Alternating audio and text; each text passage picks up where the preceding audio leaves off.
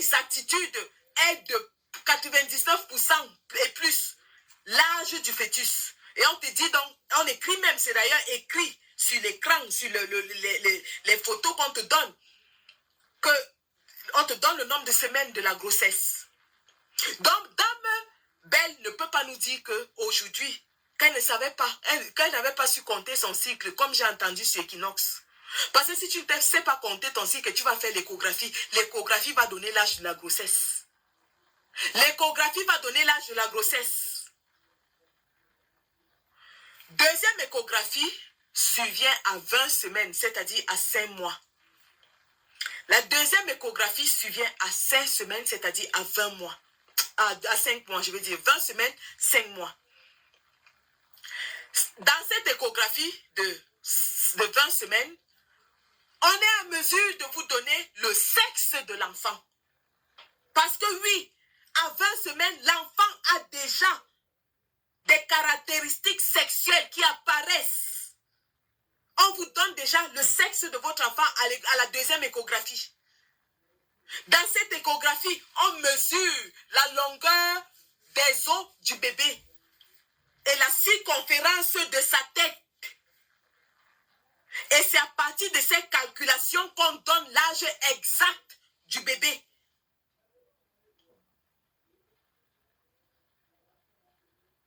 La deuxième échographie, on mesure le bras du bébé et la circonférence de sa tête. Et c'est à partir de là qu'on te donne l'âge exact du bébé, du fœtus.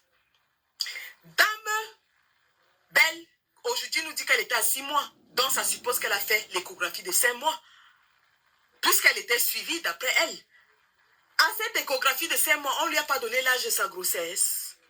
C'est aujourd'hui qu'elle vient découvrir, là, elle se rend compte quand Manaouda Malachi apparaît avec sa mallette de millions, qu'elle s'était trompée de date de sa période et que la grossesse n'était pas à 8 mois, c'était plutôt à 6 mois. Si la grossesse était à 6 mois, pourquoi les autres hôpitaux l'ont envoyé vers la Quintini pour une couveuse? Parce qu'un bébé de 6 mois n'est pas viable. On aurait pu évacuer ce fœtus dans les hôpitaux où elle a été avant d'arriver à la Quintini. Pourquoi est-ce qu'on n'a pas évacué ça? La question est d'autant plus importante que lorsque un fœtus se désagrège à l'intérieur de l'utérus, il est urgent, c'est une urgence médicale. Lorsque un fœtus arrête de vivre, lorsque on vous met l'ultrason sur le ventre et qu'on n'entend pas le battement de cœur de l'enfant, si on vous met l'ultrason sur le ventre, on fait ça.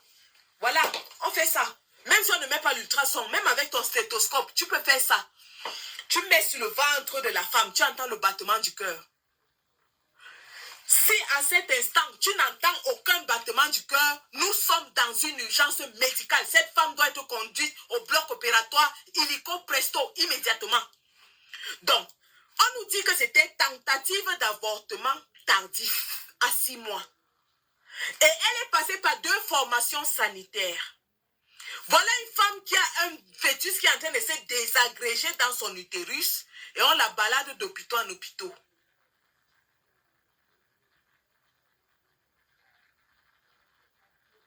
Vous prenez les gens pour les quiches finalement.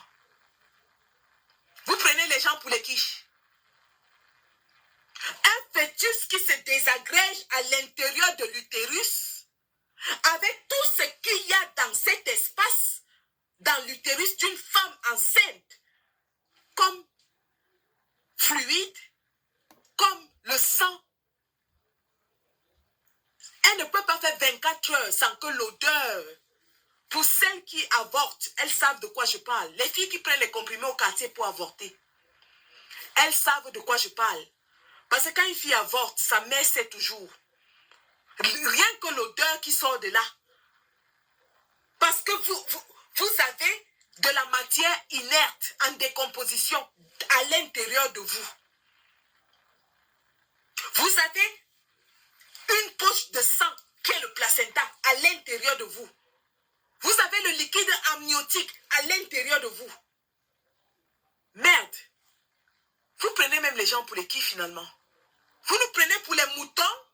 Vous prenez les Camerounais pour les moutons. Hier, cette fille, jusqu'à 21h hier soir, elle avait 8 mois de grossesse.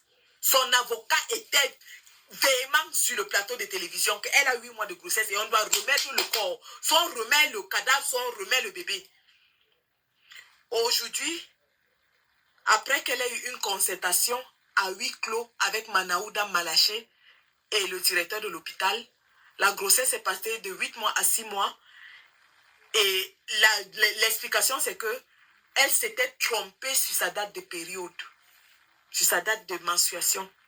Si elle s'est trompée sur sa date de menstruation, les deux échographies se sont aussi trompées. Qu'une échographie se trompe, la première, c'est acceptable, c'est passable. La deuxième échographie, c'est aussi trompée. Vous allez nous dire qu'elle n'a pas fait la deuxième échographie.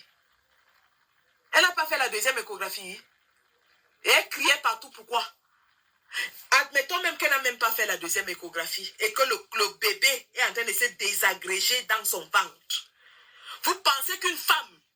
Attendez, j'enlève mes lunettes parce que là, vraiment, une femme qui est enceinte, je dis une femme qui est enceinte, quand son enfant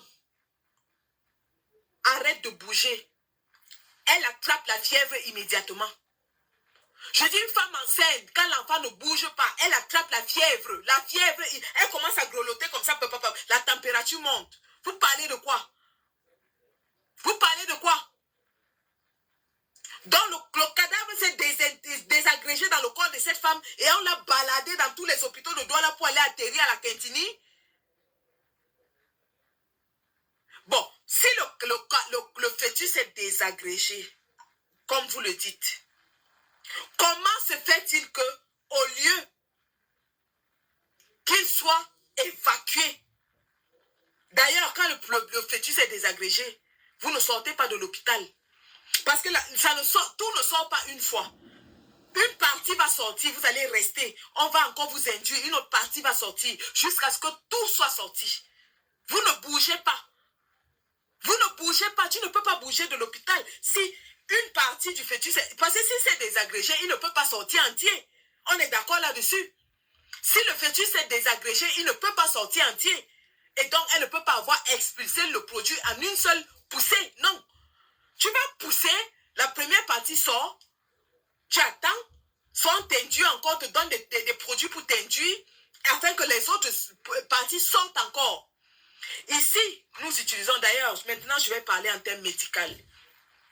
J'ai eu la chance, il y a quelques mois, de partir de la gastro-entérologie, où j'étais chef de service, pour la chirurgie générale.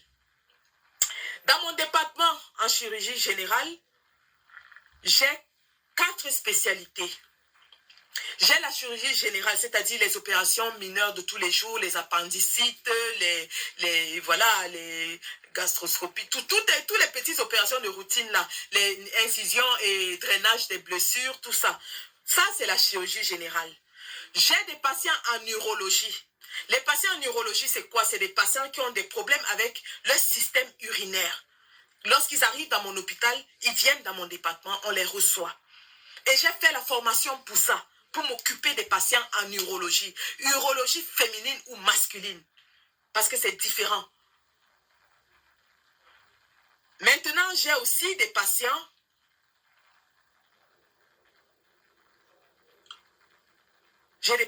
en gynécologie.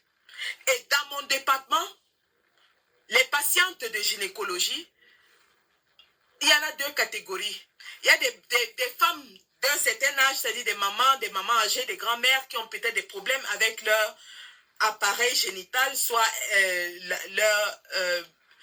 ici, ils appellent ça prolapse. Donc, quand on atteint un certain âge, 70-80 ans, parfois l'utérus sort. Donc, elles viennent chez moi, on s'en occupe. On a d'autres qui ont les cancers de l'utérus, on s'en occupe. Et c'est chez moi qu'elles viennent. Hein. Je suis en gynéco. Cancer de l'utérus, cancer des trompes, elles viennent chez moi. On s'en occupe. Donc, on a des gens qui ont des procédures gynécologiques de routine. Et on a aussi des patientes qui viennent avec la grossesse. Là, maintenant, nous sommes en obstétrique. c'est-à-dire gynécologie obstétrique. Donc, nous sommes maintenant avec les patientes qui sont enceintes. Dans mon département, on reçoit jusqu'à 5 mois de grossesse, donc 20 semaines. À plus de 20 semaines, on les envoie en maternité. Parce que là, à plus de 20 semaines, le fœtus est viable, donc on les envoie en maternité. Donc, dans mon département, je reçois 2 types de femmes enceintes. Il y a des femmes enceintes qui veulent terminer leur grossesse, parce qu'ici, c'est légal. Jusqu'à 5 mois, tu peux décider d'arrêter ta grossesse, tu vas en hôpital, tu signes les papiers et on te donne le médicament, tu évacues la grossesse. L'évacuation de grossesse se fait de 2 façons. De façon médicale, donc on manage ça dans le département, ou alors de façon chirurgicale, tu vas au bloc opératoire et on enlève. Donc, ces patientes-là sont sous ma charge. Donc, tu as des patientes qui veulent enlever la grossesse, qui veulent terminer leur grossesse de façon volontaire, on les prend en charge. Et tu as les patientes qui n'ont pas de choix, c'est-à-dire qu'une pathologie est venue les obliger à mettre fin à la grossesse. Donc, elle peut tomber malade ou alors le fœtus peut avoir une déformation et on estime que cette déformation ne permettra pas au fœtus de vivre. On arrête dans la grossesse. Donc parfois on a les Down syndrome. C'est vrai qu'encore même le Down syndrome, le syndrome de Down, il y a des mamans qui choisissent d'accoucher leurs enfants avec le syndrome de Down et qui les élèvent. Ici là, il y a des instituts partout, on s'en occupe très bien. C'est-à-dire qu'elles se préparent psychologiquement à élever un enfant handicapé. Il y a des femmes qui le font. Donc, tu as donc ces femmes qui décident d'arrêter la grossesse de façon volontaire et tu as les femmes qui décident dont on est obligé d'interrompre la grossesse, soit parce qu'elle est extra-utérine, soit parce que la mère ou l'enfant a une pathologie. Donc, on les aide à évacuer la grossesse. Lorsque nous faisons cela, lorsque nous terminons la grossesse d'une femme, que ce soit de façon volontaire ou de façon obligatoire, on a l'obligation d'accompagner psychologiquement la patiente. Nous avons l'obligation d'accompagner psychologiquement la patiente. Pourquoi? Parce que ici, il s'agit d'un être humain. La loi ici considère les fœtus comme des êtres humains. Et ici, lorsqu'on évacue la grossesse, on ne jette pas le fœtus. Chez nous, ici, on ne jette pas le fœtus. On l'amène à la mère et au père, on le présente s'ils le veulent. Si elle veut voir, on l'amène. Il y a des mamans qui n'ont pas le courage de voir. Elle dit non, elle ne veut pas voir. Vous pouvez en disposer. Et on lui fait signer les formulaires. Si elle veut que son placenta soit utilisé pour la recherche, on va acheminer ça dans les canaux appropriés. Si elle ne veut pas, on va s'en débarrasser de façon appropriée comme on se débarrasse des déchets médicaux. Mais tout part de la patiente. C'est la volonté de la patiente d'abord. Je vais vous montrer 2 choses. Parce que chez nous, imaginez, vous êtes une femme. Vous avez porté cet enfant. Je vous ai parlé du processus de la grossesse. Vous l'avez senti en vous. Vous l'avez désiré. Vous avez rêvé de lui. Et là, je parle de la grossesse jusqu'à 5 mois pour le moment. Après, on va aller de 5 mois à la naissance. On va parler, c'est un autre processus. Donc, vous avez désiré cet enfant. Lorsque vous le perdez, c'est comme si le monde s'écroulait autour de vous. Croyez-moi, j'ai perdu mon premier fils et j'étais encore très jeune, j'avais 20 ans. J'ai fait une dépression. J'ai voulu me suicider. Regardez, j'ai une cicatrice ici. Je m'étais coupé la veine parce que je voulais mourir. Ma vie n'avait plus de sens. Ma vie n'avait plus de sens. Malheureusement pour moi, le père de mon enfant était parti se chercher à l'étranger comme beaucoup de Camerounais. Donc j'étais restée seule. Et il me fallait gérer la perte de mon enfant seule. Je porte encore cette cicatrice. Elle est là. J'ai essayé de me tuer parce que ma vie, je la voyais comme si je croyais que je ne pouvais plus vivre. Mes parents étaient obligés de me faire sortir de la maison et m'envoyer chez ma grande sœur. Parce qu'à la maison, ma chambre de jeune fille, je l'avais décorée pour mon bébé. Puisque j'avais fait le scan de 5 mois, je savais que j'aurais un garçon. J'achetais les vêtements, les petits vêtements bleus. J'avais décoré, j'avais mon petit panier, mon petit berceau, j'avais mes petits trucs dans ma chambre. Était empreinte de mon enfant. J'étais prête à recevoir mon enfant. Je n'avais pas grand-chose, j'étais une petite fille. Mais je faisais le commerce. Je vendais le manioc, je vendais la nourriture. Dans le petit argent que j'avais. Et puis le père de mon enfant, avant de partir, il m'a laissé quelque chose. Donc j'avais préparé ma grossesse. Il fallait me voir. Dans mes 20 ans, première grossesse, je sautillais avec mon petit ventre rond. J'étais heureuse. Je me sentais femme. Je me sentais femme. J'imaginais un avenir pour mon bébé. J'imaginais ce que j'allais lui apprendre. Je voyais mon papa se balader au quartier avec lui, être fier de lui. J'étais prête à avoir mon bébé. Mais il est parti. Donc, pour une femme qui veut vraiment un enfant, perdre son enfant est la pire des choses qui puissent arriver à une femme. Il n'y a pas une douleur qui dépasse la douleur là. Même si ça fait 30 ans, même si ça fait 50 ans, ton enfant, c'est ton enfant.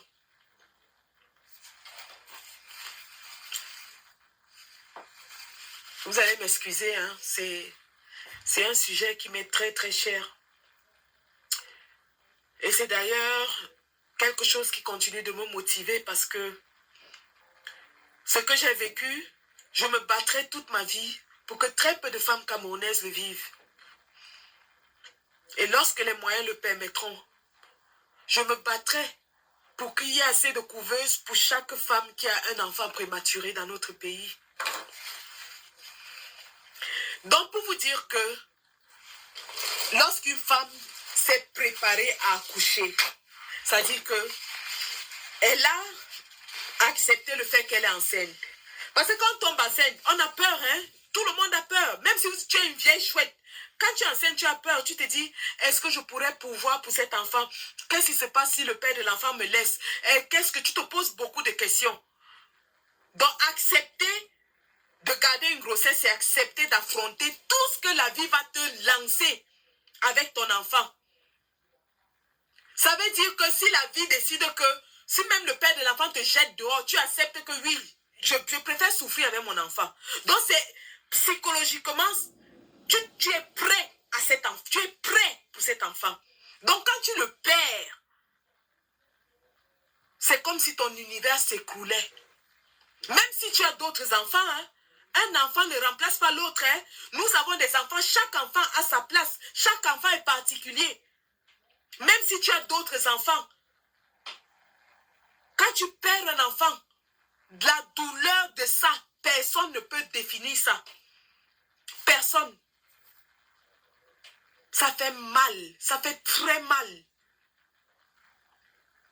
Ça fait mal. Il n'y a pas quelque chose qui dépasse la douleur d'une femme qui a perdu son enfant.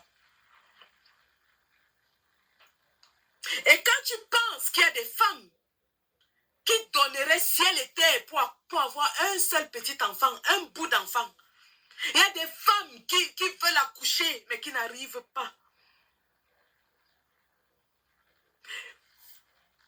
Dernièrement, dans mon département, j'ai eu une patiente de mon âge, une femme de 43 ans, qui a cherché l'enfant toute sa vie jusqu'au point où elle a désespéré, elle a oublié, elle a dit que bon, peut-être son destin, la vie n'a pas voulu qu'elle ait d'enfant.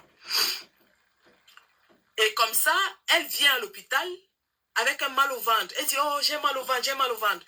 Et on s'est dit, puisqu'elle a ses règles, hein, elle a ses menstruations, on s'est dit, oh, ça doit être sûrement quelque chose, une infection abdominale ou un truc chirurgical.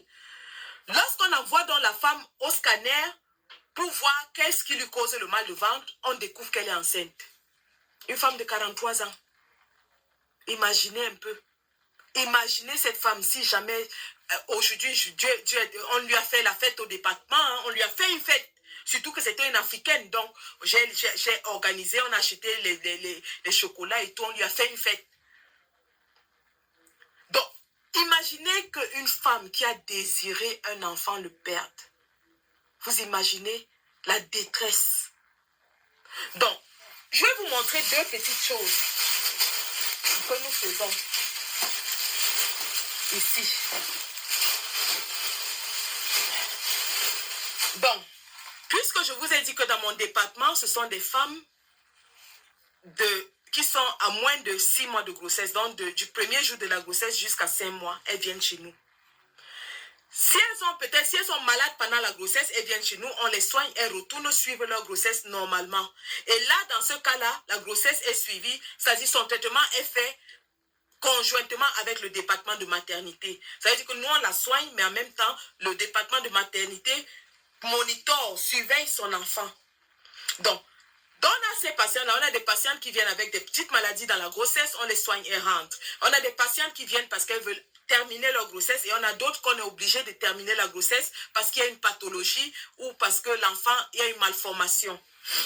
Alors, lorsque l'enfant meurt, enfin, lorsqu'on évacue le fœtus, vous savez, un fœtus de 5 mois, il a cette taille, hein, il est comme ça, au plus, il est comme ça, hein.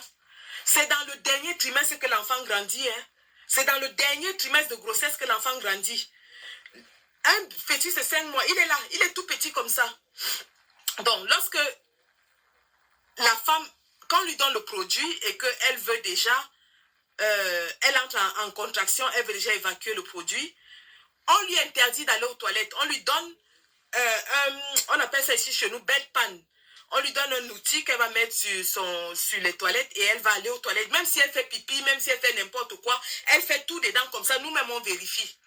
Donc, une fois qu'elle évacue, et en général, ce n'est que le produit qui sort. Parce que quand tu es enceinte et que tu commences à avoir les contractions, tu crois que tu vas faire caca. Mais ce n'est pas le caca, c'est le produit, c'est le produit qui est dans l'utérus qui veut sortir. Mais ça fait comme si tu voulais faire caca. Donc, quand une femme donc commence à dire que je vais aller aux toilettes, je vais aller aux toilettes, on lui donne ça, elle s'assoit. Et quand le produit sort, on recueille. Maintenant, on attend le placenta. Parce que le placenta ne sort pas avec le fœtus. Le placenta sort après le fœtus. On attend le placenta. Si le placenta tarde, on donne encore une autre dose du médicament. Ça provoque encore les contractions. Et là, maintenant, elle expulse le placenta.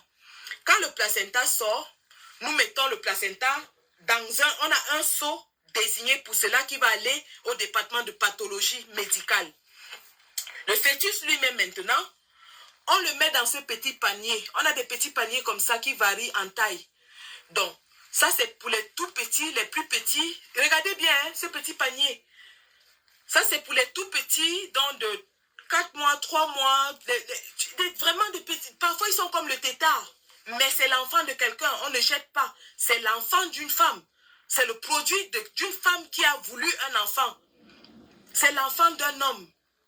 On le met là, on le traite comme un être humain. Nous le mettons là dans ce petit panier, comme un bébé. Bon, il y a des petits coussins. Pour celles qui veulent, on peut mettre un petit coussin. Donc on met la tête du bébé sur le coussin. On met la tête du fœtus sur le coussin. Et parfois, donc, on le recouvre. On lui donne de la dignité. On traite le fœtus avec dignité. On lui donne de la dignité. Regardez comment c'est beau, c'est bien fait. On le couvre. On l'emballe, on l'enrobe très bien là, on le rend présentable. Et maintenant, on demande à la mère, est-ce que tu veux dire au revoir à ton enfant? Si la mère dit oui, elle veut dire au revoir à son enfant, nous prenons donc l'enfant, le fœtus préparé et habillé dans ce panier et nous l'amenons dans la chambre de la maman. Et ce boulot, ce n'est pas l'infirmière qui s'occupait d'elle qui le fait. Ce n'est pas l'étudiante qui le fait, la stagiaire. Ce n'est pas l'aide-soignante qui le fait, c'est moi, la chef service. Parce que là maintenant, on parle d'une femme qui est en détresse, qui est en train de pleurer. Il faut non seulement l'accompagner psychologiquement, la calmer, mais lui permettre de faire son deuil. Donc, quand le produit sort, mes infirmières s'arrêtent et elles viennent vers moi. Même si j'étais en train de faire n'importe quoi, je m'arrête. J'arrête d'abord ça. et je vais m'occuper de la patiente qui est en train de pleurer son bébé. Je prends le bébé qu'on a apprêté, le fœtus, je l'amène dans la chambre et je montre à la maman. Je lui donne son bébé dans ce petit panier bien présenté, de façon à ce qu'il soit comme un être humain, qu'elle ressente que voilà, c'est un bébé. Ce n'est pas un truc, comme j'ai entendu dire sur Equinox, un truc, un machin qu'on va jeter dans les cabinets. Ce n'est pas un truc, c'est un être humain. C'est le fruit de l'amour entre un homme et une femme. C'est le fruit de l'amour d'une femme qu'il a entretenu dans son utérus pendant des mois. C'est le fruit de l'attention d'une femme qui a pris des précautions pour garder cet enfant. On le traite avec dignité et respect. C'est une vie humaine. Donc, j'amène donc ça et je demande à la dame, est-ce que tu voudrais que je reste ou est-ce que tu voudrais que je sorte? La majorité préfère que je reste souvent, mais il y en a qui peuvent me dire que tu peux te mettre de côté. Donc, si la maman me dit, je me mets de côté, je sors, je lui donne un petit temps d'intimité avec son enfant. Le temps qu'elle parle à son enfant. Le temps qu'elle lui dise au revoir. D'après ses croyances religieuses, d'après son background culturel, elle va faire son au revoir à son enfant. Il y en a qui croient que quand l'enfant est mort, il va revenir. Il y en a qui croient que quand l'enfant est mort, ça dépend des croyances de tout un chacun.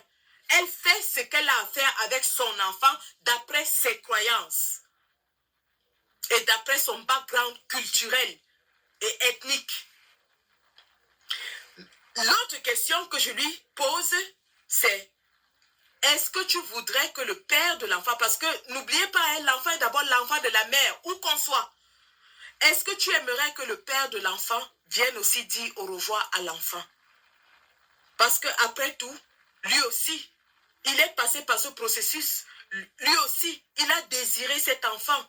Lui aussi, il s'est préparé à être père. Donc lui aussi, il est en détresse. Il doit faire son deuil. Si la femme dit oui, et ça dépend de la relation qu'elle a avec son homme, si elle dit oui, je retourne au téléphone. On n'est pas pressé, hein? On ne coupe pas, on n'est pas pressé. Je retourne au téléphone, j'appelle le père de l'enfant et je lui demande de venir à l'hôpital. Il vient, lorsqu'il vient, nous reprenons le bébé dans le fœtus et nous remettons au père et à la mère. Nous les laissons dans leur intimité, dire au revoir à leur enfant, à leur façon. Lorsqu'ils ont fini de dire au revoir à leur bébé, à leur nourrisson, à leur fœtus, on leur donne des options. Voilà, nous avons des documents qu'on leur donne. Ça, c'est un seul que j'ai pris. Mais il y a plusieurs documents d'après le scénario.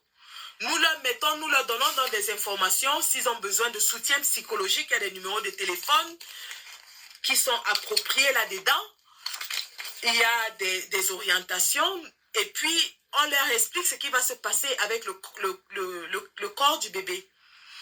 Est-ce qu'ils souhaiteraient remettre cela à la science? Parce que vous savez, ici en Europe, la science est très développée. Et l'embryon, le fœtus et le placenta sont hautement utilisés dans les recherches scientifiques. Pourquoi? Parce qu'ils contiennent des cellules souches qui sont indifférenciées et qu'on peut développer en quelques cellules du corps, que ce soit pour traiter les pathologies. Donc, il y en a qui disent oui, vous pouvez remettre nos produits à la recherche scientifique. On leur fait signer les papiers et on le fait. On achemine tout ça vers la pathologie qui va s'en occuper. Soit ils disent que non, dans notre culture, on ne fait pas ça, on veut enterrer notre enfant. Et nous les orientons maintenant. La pathologie va faire bien sûr toujours. Il y a toujours une autopsie, toujours obligatoire. Toujours une autopsie. Et maintenant, lorsque c'est fait, on achemine maintenant le produit vers la morgue. Et à la morgue, maintenant, la morgue prend contact avec les parents et décide de quel genre d'enterrement ils veulent. Soit ils veulent enterrer, soit ils veulent incinérer. Je vous raconte tout ceci pour vous dire que une femme qui a perdu un enfant, Un couple, pas seulement une femme, parce que c'est une affaire entre un homme et une femme. Sous quelque ciel que ce soit, que nous soyons africains, européens, asiatiques, nous sommes des êtres humains. Lorsqu'on perd un être qu'on a aimé, on est affecté psychologiquement. Et chez nous, ici en Europe, ils ont identifié cela et ils prennent des mesures d'accompagnement de bout en bout. Je dis bien de bout en bout. Mes patientes en gynécologie sont les plus précieuses dans mon département. Ça veut dire que le patient qui est en urologie, qui est en train de pisser du sang, je peux le laisser. Quelqu'un d'autre peut s'occuper de lui. Dès que l'enfant là est mort, je laisse le patient qui est en train de pisser du sang en urologie. Je m'en vais m'occuper de la maman qui est en train de pleurer. Parce que si je ne m'en occupe pas, elle ne pourra pas s'occuper d'elle-même. Et si elle a d'autres enfants, elle ne pourra pas s'en occuper. Donc, une seule personne affectée, on sait que la famille, c'est la mère. Si la mère n'est pas bien à la tête, toute la famille souffre. Imaginez si cette femme a un enfant de 2 ans ou 3 ans à la maison et que psychologiquement, elle n'est pas bien. Qui va s'occuper de cet enfant de 2 ans? C'est pour ça que pour nous, la mère est importante. Sa psychologie est importante. Et je le dis encore parce que c'est la raison pour laquelle je suis infirmière aujourd'hui. Je suis infirmière aujourd'hui parce que je suis passée par ce processus, non seulement au Cameroun, mais aussi ici en Europe. En Europe, parce que quand j'accouche mon dernier garçon,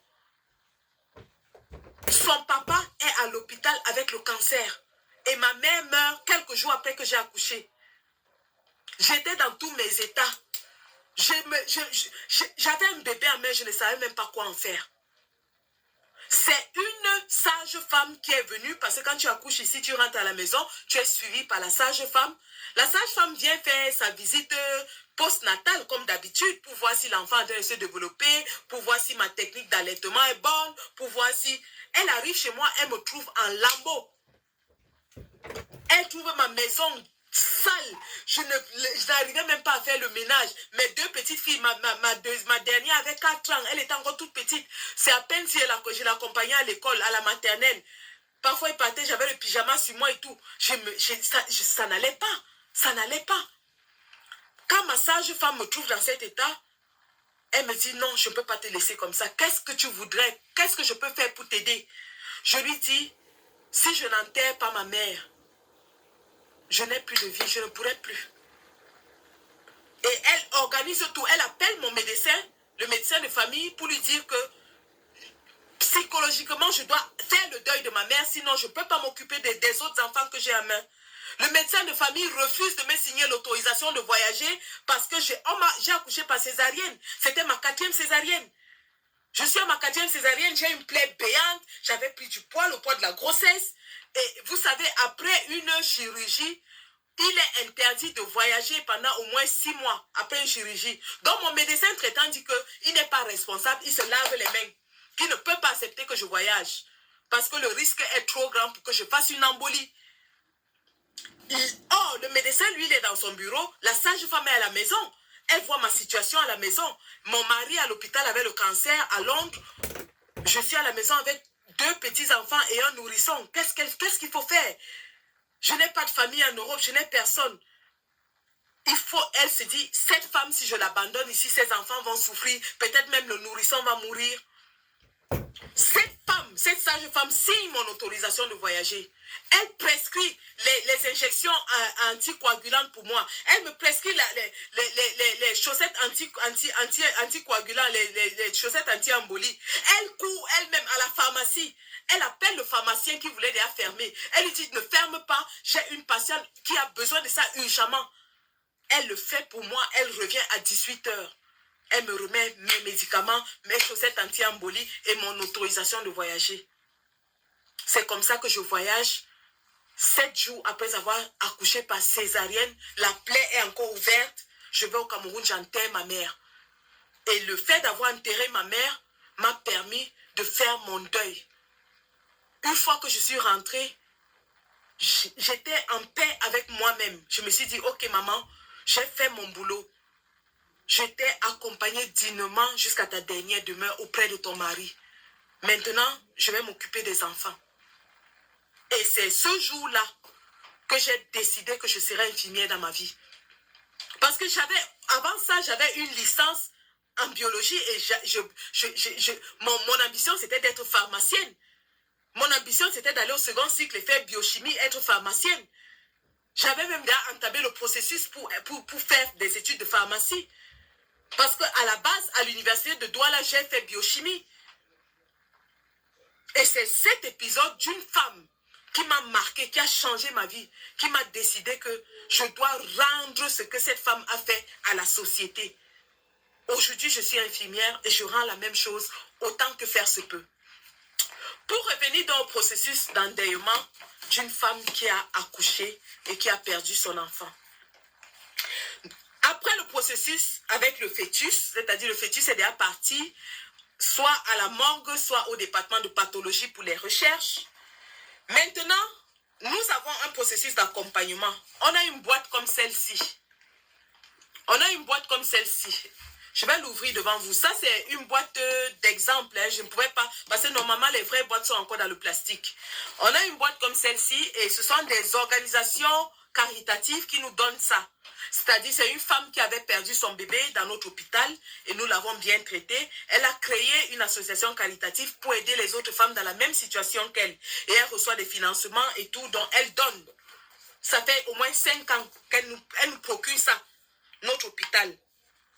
Son association s'appelle Emily Charity, parce qu'elle s'appelle Emily, comme moi. Donc, voilà la boîte, comment ça se présente. C'est très joli, hein. Donc, lorsque la maman a perdu son enfant et qu'elle s'apprête à rentrer à la maison, on va vers elle et on lui donne cette boîte. C'est comme ça que ça se présente. On ouvre la boîte et à l'intérieur, il y a une petite carte avec un petit mot. Un petit mot de réconfort qu'elle va garder. Parce que cette boîte, c'est une boîte de souvenirs. Elle va garder ça. À l'intérieur, regardez. À l'intérieur de la boîte, hein, il y a une autre petite boîte que je ne vais pas ouvrir. Peut-être je peux ouvrir. Il y a une autre petite boîte avec un petit ange en cristal dedans. Voilà. Donc, ça veut dire qu'elle a perdu son petit ange. Donc, elle va garder ce petit ange à côté d'elle dans sa chambre, dans son... n'importe où. Là où ça lui parle, quoi. Donc, son bébé qui est perdu, c'est son petit ange. Dans cette petite boîte, il y a un petit ange en cristal qu'on remet à la maman. Et dans cette boîte aussi, il y a un petit parchemin.